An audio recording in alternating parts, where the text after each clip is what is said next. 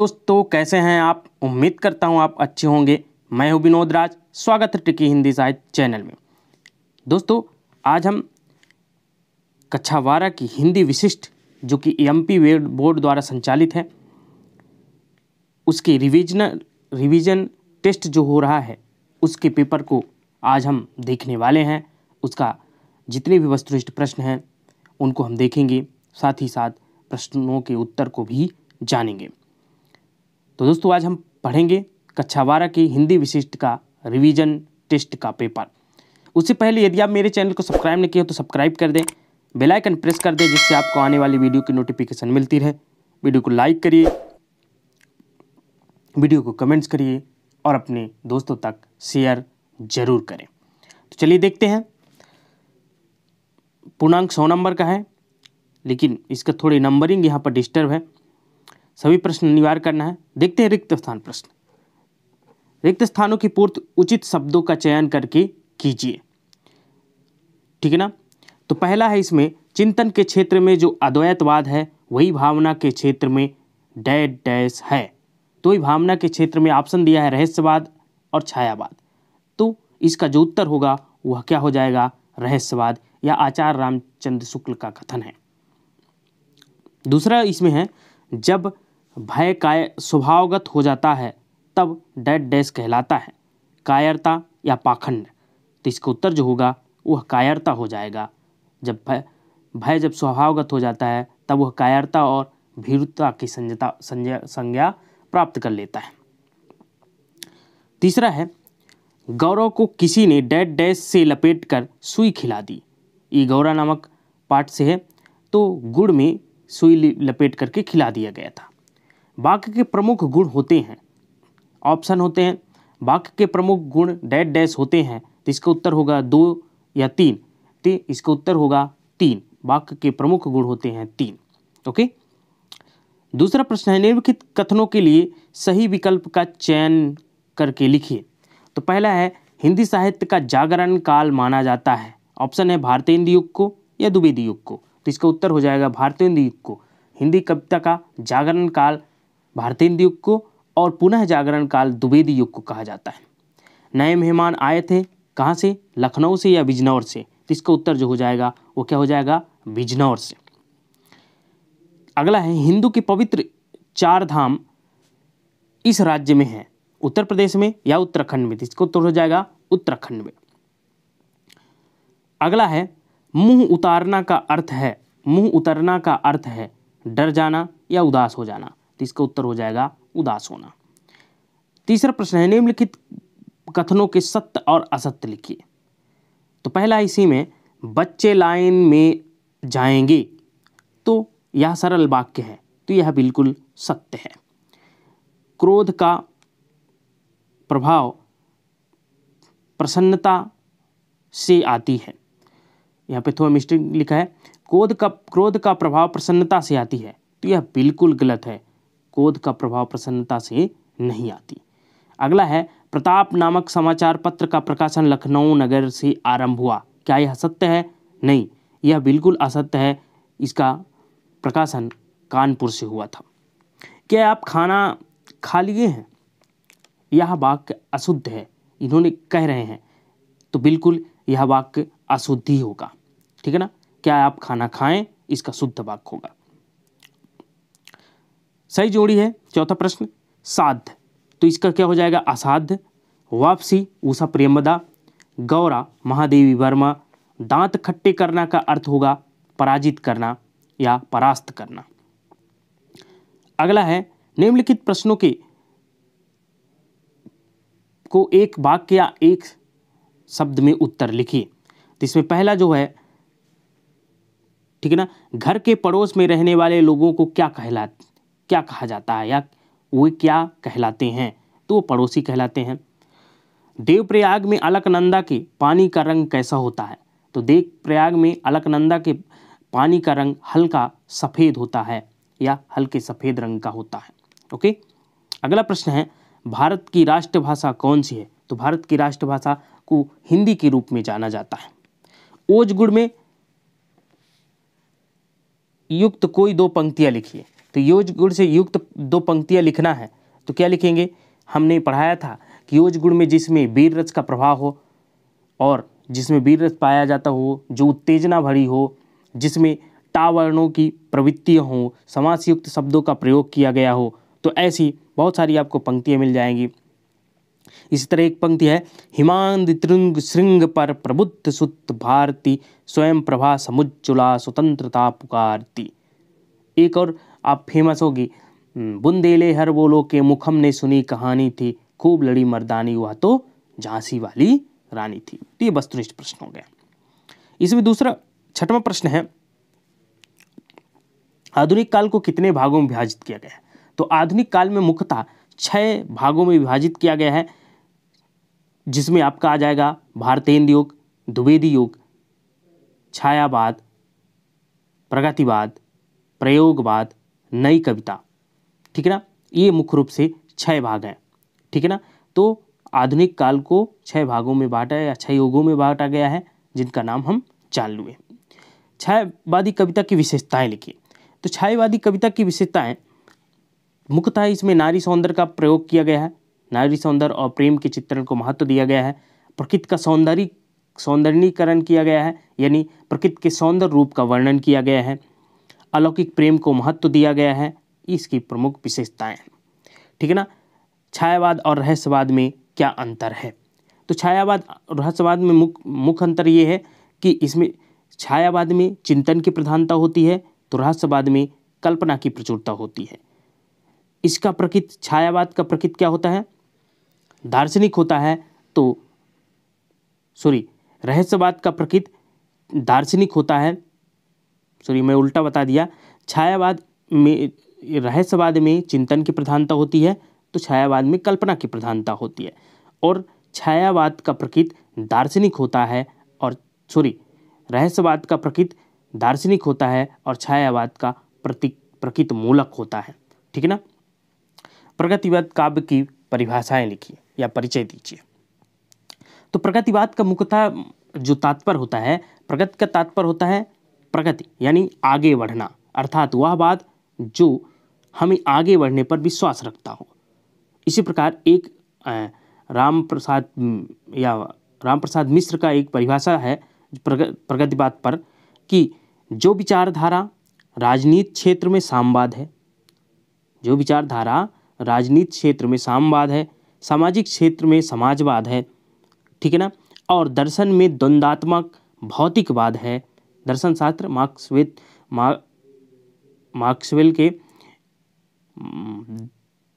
द्वंद्वात्मक भौतिकवाद से प्रगतिवाद का उदय हुआ है। ठीक है ना। तो जो दर्शन में द्वंद्वात्मक भौतिकवाद है वही साहित्य के क्षेत्र में प्रगतिवाद है।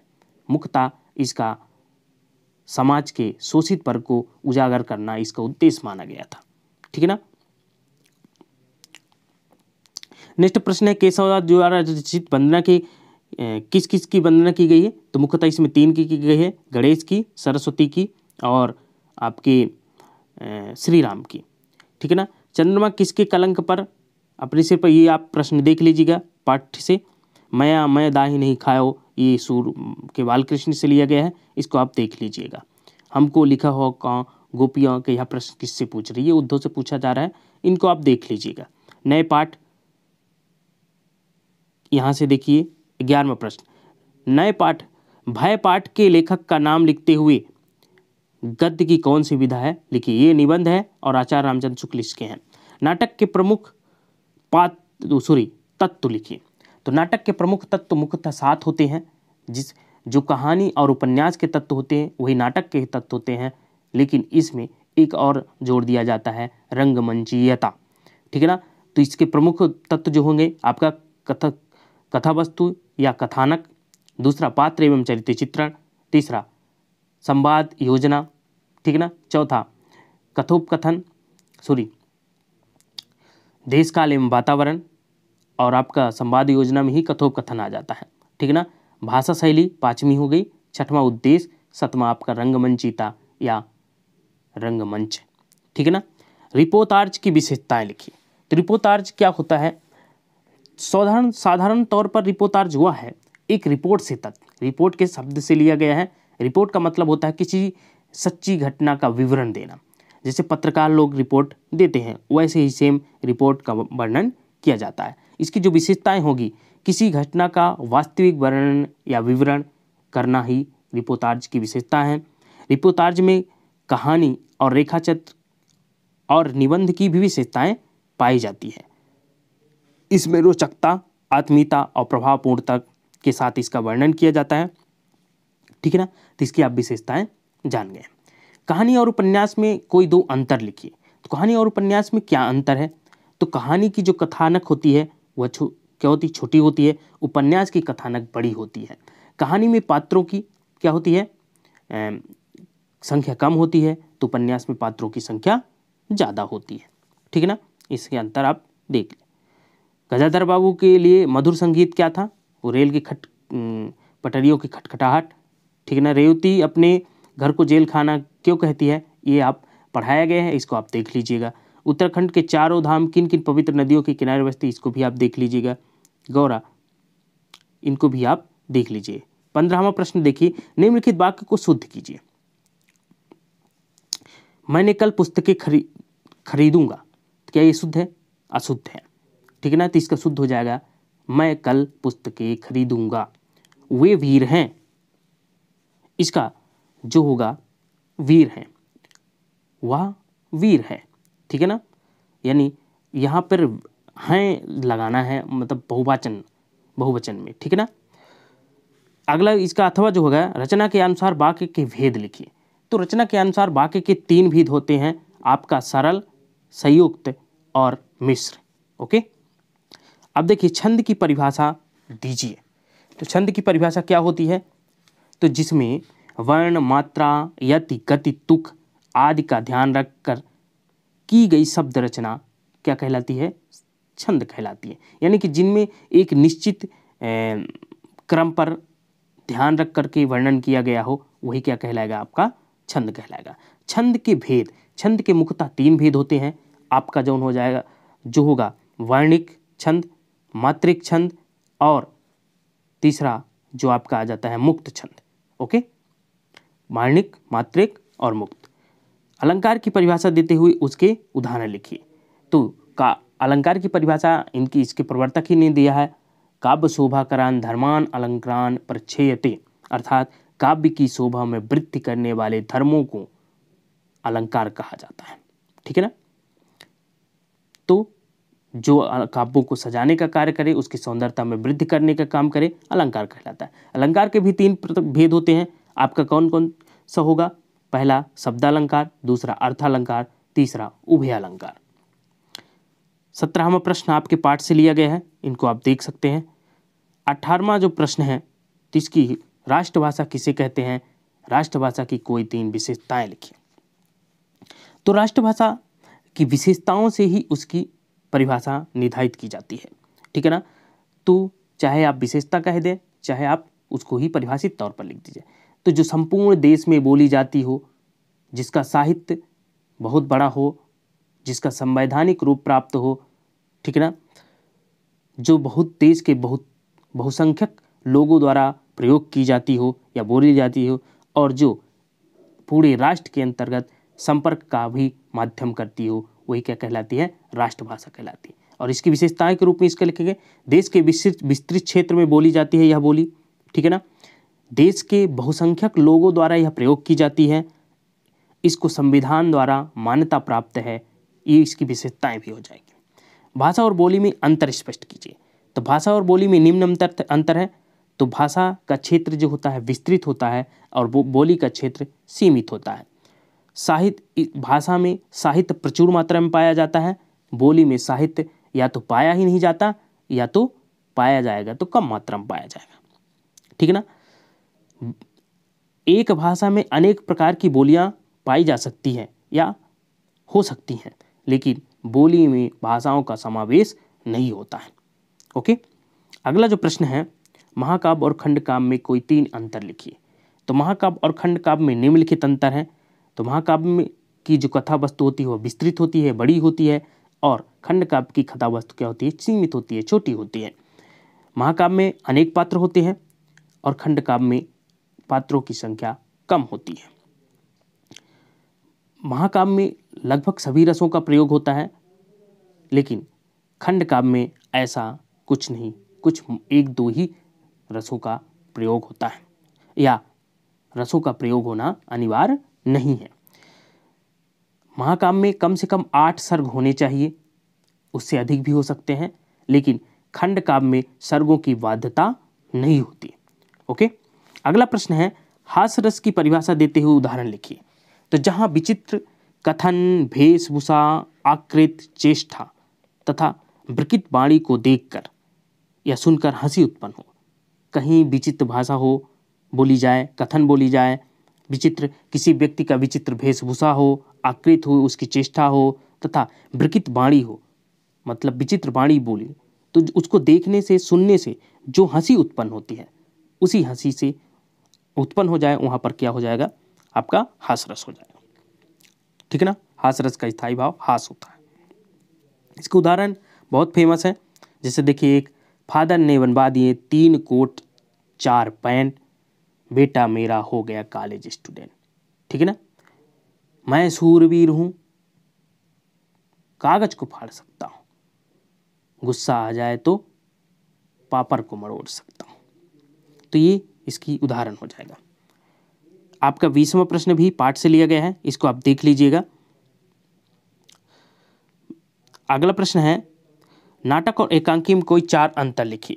तो नाटक और एकांकी में अंतर क्या है, इनको आप देखिए। नाटक जो होता है,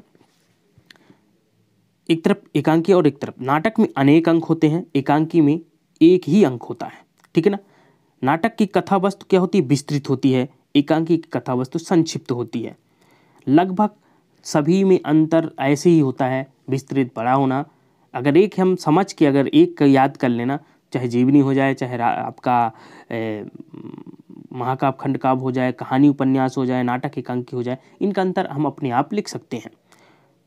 ठीक है ना, तो नाटक में पात्रों की संख्या अधिक होती है, इसमें पात्रों की संख्या कम होती है।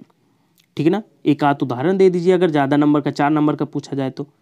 रेखाचित्र और संस्मरण में अंतर, तो एक तरफ हम संस्मरण लिखेंगे और एक तरफ रेखाचित्र लिखेंगे और इसका उत्तर देखते हैं। संस्मरण किसी घटना पर आधारित होती है। ठीक है ना, अगर कोई घटना घटेगी तभी संस्मरण होगा। रेखाचित्र किसी व्यक्ति पर आधारित होती है। ठीक है ना, दूसरा अंतर होगा, संस्मरण की शैली वर्णनात्मक और विवरणात्मक होती है, जबकि रेखाचित्र की शैली चित्रात्मक होती है। संस्मरण में विषय का आत्मीयतापूर्ण वर्णन होता है। रेखाचित्र में व्यक्ति के व्यक्तित्व एवं चरित्र का आत्मीयपूर्ण विश्लेषण रहता है। अगला है, संस्मरण में लेखक का घटना से निकट संबंध प्रदर्शित होता है, जबकि रेखाचित्र में लेखक का तटस्थ रहता है, उसका कोई ज़्यादा घनिष्ठता नहीं होती है। ओके, 21वां प्रश्न हो गया। आप 22वां सूरदास और घनानंद में से किसी की जीवन परिचय निम्न बिंदु के आधार पर दे सकते हैं। 2 रचनाएं, भावपक्ष, कलापक्ष और साहित्य में स्थान। आचार्य रामचंद्र शुक्ल और उस प्रियमदा में से किसी एक का परिचय आप देख सकते हैं। ये आपका अर्थ लिखने के लिए आता है पद्यांश का, उसी तरह यहाँ पे गद्यांश का, फिर पद्यांश का, फिर यहाँ पर आपका 26वां नंबर का अपठित गद्यांश है, इसको पढ़िए, नीचे दिखे प्रश्नों का उत्तर दीजिए। बहुत ही फेमस पूछा गया है, इसमें कोई दिक्कत नहीं है। नगर निगम अध्यक्ष को शिकायत पत्र लिखिए जिसमें मोहल्ले की नियमित सफाई न होने की बात कही गई हो। तो इसको भी आप पत्र लिखाया गया है और आप इसको पढ़ भी सकते हैं। बड़े भाई के विवाह में समारोह में सम्मिलित होने के लिए मित्र को निमंत्रित, तो ये आप 12th में है, इन ऐसे पत्रों को आपको पढ़ाया गया है और लिखाया गया है, आप पढ़ सकते हैं।